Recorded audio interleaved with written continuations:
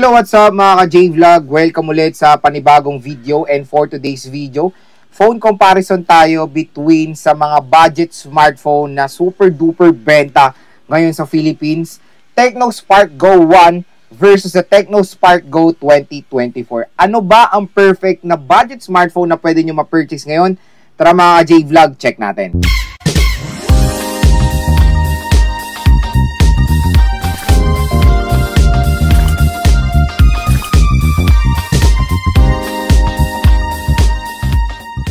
So yan, very interesting itong ating i-vlog. Phone comparison tayo between sa mga king of budget smartphone ngayon 2024. Tecno Spark Go 2024 versus a Tecno Spark Go 1. Ewan ko kung ito ba yung successor ng Tecno Spark Go 2024 or baka end of the year ay magkaroon ng Tecno Spark Go 2025. Kasi yung lumabas yung Tecno Spark Go 2024, end of the year yan mga ka-J-Vlog. Parang kaya nga niname siya na 2024. Malay natin sa December ay lumabas yung Tecno Spark Go 2025. Not sure. Pero ito po yung fresh lineup ngayon ng Tecno Spark Go series. Yung Tecno Spark Go 1. Parang bumalik sila sa pangalan na number 1. O baka tuloy-tuloy na to. 2, 3, 4. Diba? Pero ito po yung magandang i-compare natin ngayong bare months, which is yung bagong Tecno Spark Go 1 at yung mabentang Tecno Spark Go 2024. So first mga ka-J-Vlog, focus tayo sa presyo ng Tecno Spark Go 2024 and the Tecno Spark Go 1. To be honest, medyo magulo talaga kung ano ba ang SRP nitong smartphone na to kasi paiba-iba siya ng price. Pero nung i-base ko to dun sa nakikita natin or yung mismong price niya nung lumabas sa Philippines. Yung 4GB 128 ng Tecno Spark Go 2024 nasa 3,799 yan. So almost 3,800 siya nung lumabas ng December, pero nung naging mabenta siya at sobrang demand, tumaas ang presyo niya, naging 4 plus, naging 4.3 ata o 4.5 ang Tecno Spark Go 1 na 4GB 128. I don't know kung sa demand yon or sale price yung pinakita na 3,799 before. Pero pag binili nyo naman to sa Shopee, mas makukuha nyo siya ng below 4,000 nga. So, nabili ko yung Tecno Spark Go 2024 ko last month ng 3,700, 3,600. So, same na same din naman. So, SRP, kasi kaya ko sinasabing SRP, yan yung possibility makuha yung presyo sa mall. Kasi, syempre, doon ng SRP.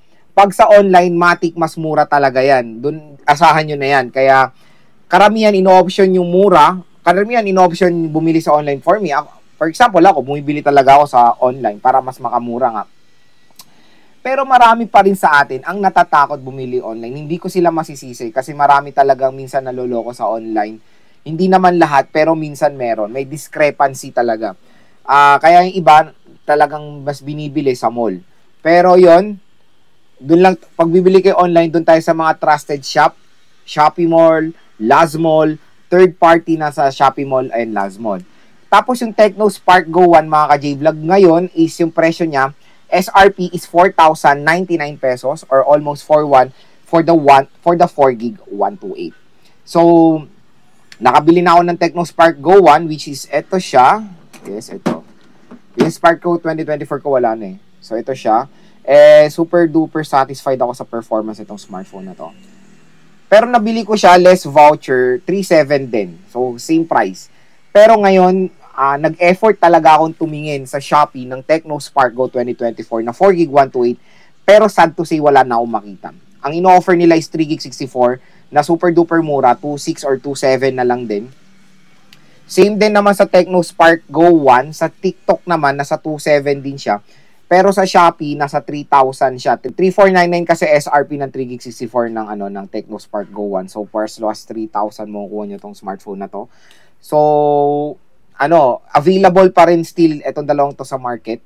Makakabili pa rin brand nyo nan. Even sa marketplace, napakadami nyo pa makukuha ng Tecno Spark Go 2024. Kaya ito yung naging isang mabentang smartphone din nung year 2023, late 2023 at ngayon 2024 kasi super duper mura and mabilis din naman siya kahit papano. Hindi siya yung mga mababagal na chipset na in-offer. Although, Go Edition sila. Even the Tecno Spark Go 1 is Android Go Edition. Pero yun nga, tulad na sinabi ko sa nakaraang video ko, hindi siya feel ko na Go Edition kasi mabilis, very snappy. And yung mga pre-installed na apps niya sa mga Google is hindi siya Go Edition. Ayan, hindi ko ma-exit eh. Hindi siya Go Edition. Although yung mga Facebook and TikTok Lite siya, pero yung mga normal apps ng Google nandoon. At yung performance, hindi talaga siya mabagal, to be honest. Kaya okay na okay gamitin yan. Kaya sana ginawa na lang nilang full Android. Pero itong Tecno Spark Go 1, kumbaga. So, yun, kung interested din kayo mag-purchase itong dalawang smartphone na to, don't worry, ilalagay ko po yung link sila sa description box, i-check nyo na. At sa video na to, tutulungan ko kayo mag-decide kung ano ba ang perfect na ibilin, Tecno Spark Go 2024 or the Tecno Spark Go 1. So yan mga ka-J-Vlog, is next gusto ko i-share sa inyo, since si Tecno Spark Go 1 yung latest, matik mas marami siyang advantages dito sa Tecno Spark Go 2024. Kumbaga, sabihin na natin ngayon, ito yung successor ng Tecno Spark Go 2024. Kaya titignan natin kung ano ba yung mga gandang upgrades na nangyari sa Tecno Spark Go 1 compared dito sa smartphone na to. Number 1 is a display, overall display. Mas malaki, 6.67, konti lang naman 0.7. Tapos dito sa Tecno Spark Go 2024 is 6.6 inches. Syempre, welcome addition din, yung merong mas malaki lang ng konti na display. So, okay na okay yan. Same lang naman sila ng resolution, don't worry, HD plus 720p, which is consider na yan. Which is okay rin naman yan, mga ka-J-Vlog. And minimum na yan sa ganitong presyo. Understandable naman na yan. Pero ito yung magandang upgrade. 120Hz screen refresh rate na tayo sa Tecno Spark Go 1. Compare sa 90Hz screen refresh rate dito sa Tecno Spark Go 2024. So, iilan pa lang ang smartphone brands sa ganitong presyo na 3,000 to 4,000 pesos, naka 120Hz screen refresh rate. So yes, based sa aking experience, napaka-smooth mag-navigate dito sa smartphone na to, mga J-Vlog. Hindi ko ma-exit tong game eh. Sobrang smooth, very welcome addition yung 120Hz screen refresh rate netong Tecno Spark Go 1, mga J-Vlog. Sobrang ganda ng experience ko so far dito sa Tecno Spark Go 1. Number 2 sa OS. I don't know kung merong support si Tecno Spark Go 2024 when it comes sa mga future updates. Pero Android 13 Go Edition siya. So comment nyo nga kung na-update nyo ba yung mga Tecno Spark Go 2024 nyo sa Android 14 kasi wala na yung akin eh. Nabenta ko na. Kaya, pero dito sa Tecno Spark Go 1 is Android 14 siya. Go Edition. Yes, Go Edition. Kaya nga siguro Go ang pangalan nila. Pero to be honest, mga J-Vlog hindi ko ma-feel yung pagka-Go Edition niya. Parang nga akong gumagamit na ng full Android OS, to be honest. Yes, merong mga ilan lang na mga apps na hindi supported ng Go Edition, tulad na lang ng mga games din, tulad na lang ng NBA 2K20, Asphalt 9, pero ang magandang balita, Genshin Impact ay meron po sa Tecno Spark Go 1. And ang ginagamit ko, mga J-Vlog na app, hindi ko ba alam kung bakit pa nire-recommend ni Tecno yung mga light version. Pero yung full Facebook, full TikTok, full Instagram, full Messenger na application ay wala pong ka-problem gamitin sa Tecno Spark Go 1. So, okay na okay. Mas latest, Android 14. Yan po ang consider nyo rin dito sa Tecno Spark Go 1 na advantage sa Tecno Spark Go 2024. Next, sa chipset. Siyempre, di hamak na mas upgraded na chipset ng Tecno Spark Go 1 which is Unisoc Tiger T615 compare sa Tecno Spark Go 2024 na Unisoc Tiger T606. Dito tayo magkakaalaman sa sila sa pinagkaiba. Same na GPU which is G57. Nagkaiba sila sa clock speed which is dito sa Tecno Spark Go 1 1.8 GHz compare sa Tecno Spark Go 2024 1.6 GHz. So yun, doon nyo na malalaman na medyo mabilis lang ng konti when it comes sa clock speed ang Tecno Spark Go 1. Pero when it comes sa pag-handling naman ng games, sa isang budget, sinasabi ko parati, budget smartphone, ay okay naman po silang gamitin or nakaka-handle naman po sila kahit papano ng mga games so far. Nag-game test ko na si Tecno Spark Go 1. Okay naman mag-Genshin pero sagad nyo sa lowest. Huwag na kami expect ng highest kasi bibilis siya nung init at mag-frame drop yan at magre-result talaga ng mga malalang frame drops, including the Tecno Spark Go 1. ML, napaganda rin ng performance, smooth, COD, okay. And Genshin, low settings din.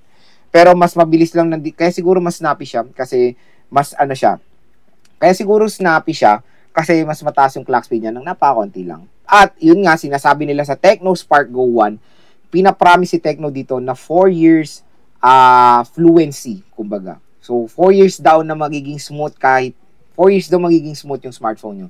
I don't know, tingnan natin. Pero so far, release date ngayon. Pero so far, bagong-bago, Very smooth itong smartphone na to. Next sa camera, ito medyo natuwa ako sa camera ng Tecno Spark Go 1 mga ka-J-Vlog. Single camera. Magandang ginawa na nilang single camera.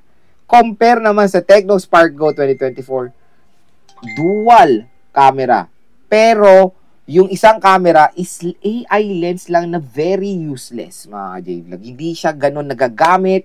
Hindi siya physical lens na nagagamit natin kumbaga compare sa mga physical lens talaga na ultra-wide, macro, telephoto, periscope. Dito is AI lens lang. Parang sinasabi lang na meron kang dual rear camera system. Pero ang very useful lang dyan is main camera. Na ginawa na yan sa Tecno Spark Go 1 mga J-Vlog. Akala ko nung una is dual rear camera system ito. Pero IR blaster lang yan. Ito lang ang camera niyan. Iisa lang. So, okay na ginawa nilang single rear camera system. Instead na tawagin nilang dual camera at yung mga ibang consumers hinahanap na, sana ba yung pangalawang camera ko? Ba't hindi ko magamit? Ganun yung nakikita ko sa comment eh. Ba't hindi ko magamit yung dual camera? Isa lang gumagana. At least dito, ni Real Talk nila sa Tecno Spark Go 1, isa lang talaga ang gumaganang camera. Yun lang naman talaga ang useful. Yun lang naman talaga ang gumagana, to be honest. Yung 13 megapixel main camera. So, IR blaster to kasi nakalagay dito sa module niya, 13 megapixel plus IR blaster. So, feeling ko ito yung IR blaster, mga J-Vlog. And, yun. Mas natuwa ako na single camera siya na, kumbaga, kinoskat nila yung AI lens at nilagay nila na lang sa mas magaganda pang features dito sa Tecno Spark Go 1. Siguro dahil sa 120Hz screen refresh rate, additional screen size, mas malakas sa chipset. So yun, okay na yan mga J-Vlog na kinoskat nila at dinagdagan nila ng magagandang features ang Tecno Spark Go 1. Front camera same din, 8 megapixel. Pero ito, nagulat ako sa Tecno Spark Go 1. Ang ganda ng camera nito when it comes sa shooting methods. Nagtingin ako ng photo, akala ko ang labo, akala ko ang dilim. Tapos yung ino-open ko na siya sa gallery, biglang luminaw, biglang in-enhance ng software. So sobrang cool. Kumbaga na isang budget smartphone kaya na mag-enhance ng photo, via software. So, solid naman. At ang pinaka-last mga J-Vlog next sa charging rate. Upgraded. 15 watts fast charging rate ng Tecno Spark Go 1 compare sa Tecno Spark Go 2024 na flat 10 watts yan. Pero pag binili nyo yung Tecno Spark Go 1 out of the box, ang kasamang charger niyan is 10 watts. Pero magandang, capable siya ng 15 watts or fast charging rate. So, pwede naman kayo pumili ng mga murang third-party brands na charger tulad na lang ng Anker or Ugreen. Na sobrang mura lang. 300 pesos, meron na kayong fast charging brick na 20 watts, kumbaga. So, next is a design. Ito, nakakatawa yung design. Sa Tecno Spark Go 2024 Pro series na iPhone ang kamukha. Pero dito sa Tecno Spark Go 1, base model ng iPhone na ang kamukha niya. So, parang baliktad, di ba? Kung successor, Pro Max to. Tapos, base yung luma. Pero dito, kamukha niya, to be honest, ang iPhone 13, 14, or 15 na camera module na diagonal. Wag na tayong mag-alinlangan pa. Talagang yan nang pagkita nyo ganyang diagonal camera, ang unang papasok sa utak nyo is iPhone, di ba? And, even, yung wallpaper ay medyo kamukha rin ng iPhone 15 series. So, when it comes sa camera, iPhone look-alike, which is, syempre yung mga ibang consumers, yan talaga yung pag nakita yan, ma-attract sila sa design, magiging conscious. Ano kayang unit to? Naka-iPhone ata to eh. Mga ganong aspect, kumbaga. So, when it comes sa design, paniguradong eye-catcher ang design ng Tecno Spark Go 1, including yung kanyang color na glittery white, na pag tinignan nyo to ng closer, ay marble-like type. Ang ganda, biruin nyo, 3,000 to 4,000 pesos, ay napakaganda rin ng design ng Tecno Spark Go 1. Mas gusto ko ang design ng Tecno Spark Go 1 compare sa Tecno Spark Go 2024. Pero dati yan ang favorite ko, yung Pro Max design. Pero dito, medyo mas okay ang design ngayon ng Tecno Spark Go 1. So, yun lang mga ka-J-Vlog, yung advantages ng successor na Tecno Spark Go 1 compare sa Tecno Spark Go 2024. So, hopefully, nakatulong to kung nagde-decide pa rin kayo bumili ng Tecno Spark Go 2024 or dito kayo sa mas bago na Tecno Spark Go 1. So, yun mga ka-J-Vlog ang ating phone comparison between the Tecno Spark Go 2024 and the Tecno Spark Go 1. Ang pinaka-main na tanong, ano ba ang sulit bilhin? syempre, definitely, mas sulit po ang bagong labas sa Tecno Spark Go 1. Wag nyo nang, pag itong dalawang to pinagpipilian nyo, wag nyo nang isipin yung Tecno Spark Go 2024. Bumili na lang kayo na itong Tecno Spark Go 1 kasi to be honest, mas smooth siya nung ginagamit ko yung Tecno Spark Go 2024. Mas smooth ang Tecno Spark Go 1 mga ka-J-Vlog. Panalo-panalo yung 120Hz. And kung i-compare mo yung presyo nila sa ano kasi sa Shopee, ang available na lang is yung yung 3GB64. I don't know kung magkakastock pa ng 128. Pero sa TikTok meron pa yan. Kung i-compare mo kasi yung presyo nila, ay sobrang lapit lang. Parang few hundred pesos lang ang difference sila mga J-Vlog. And still nga yung Tecno Spark Go 2024 available pa yun sa market. Kaya kaya nakakabili pa rin tayo. Pero kung i-compare mo yung 3GB64, pag sa Shopee kayo bibili, yung Tecno Spark Go 2024, mas mura nyo siya mabibili kasi 2.6. Tapos yung Tecno Spark Go 1 sa Shopee, 3,000. 400 pesos price difference. I think go na kayo sa Tecno Spark 1, hindi kayo magsisisi. Maganda yung mga additional features, maganda yung pagka-smooth na itong smartphone na to. So, ito na po ang bili nyo, Tecno Spark Go 1, mga J-Vlog. Talagang mas magiging sulit po yung money nyo dito, to be honest. Mas nagustuhan ko siya compare sa Tecno Spark Go 2024. So, yun, kung interested nga kayo alinman dito sa dalawang smartphone na to, ilalagay ko po yung mga links yan sa description box. I-add to cart nyo na. Dahil promise, napakasulit nitong dalawang smartphone na to. Hands down ako sa Tecno Spark Go 2024 and the Tecno Spark Go 1.